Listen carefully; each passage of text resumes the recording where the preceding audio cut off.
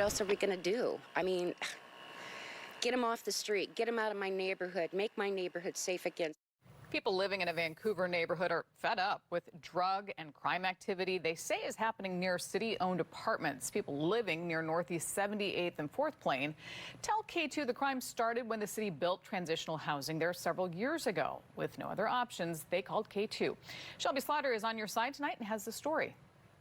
I can no longer allow my kids to walk down the end of the street. It's dangerous. Driving through this Northeast Vancouver neighborhood, it's easy to see why neighbors are frustrated. They just leave garbage everywhere. Linda Kelly has lived here for 20 years. Lately, she spent her time picking up endless amounts of trash and even bottles of urine from her yard. But when push comes to shove, she says it's just too expensive to move. People want to move, but the prices are so high, why could we move? I mean, the interest rates and stuff right now are not for us, so we're not going to be able to move. We just have to put up with it. Kelly and other neighbors tell me it all started with these Vancouver Housing Authority apartments. The transitional housing units aim to help people get their lives back on track. But neighbors say the apartments also bring in unwanted guests. And this is 24/7. People come and just do that.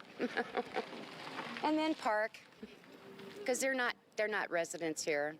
If they were residents, they'd be parking in their own parking lot. I was in that Vancouver neighborhood for more than an hour today, and I personally saw what these neighbors are saying. I reached out to the Vancouver Housing Authority to see what they're doing about the problem. They weren't able to make an interview work, so they sent over this statement.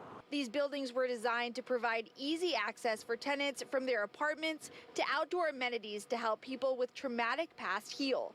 Unfortunately, drug traffickers have taken advantage of the combination of this design and the commercial and public parking around these buildings. VHA CEO Andy Silver tells me they're working on addressing the crime. Neighbors say they're starting to lose hope. We used to walk as a family down there, and before the Meridian apartments came in, we were starting to find needles everywhere. So that was about the time we kind of ended those. Up the street, the problem persists. Frank Krausnick manages a retail building.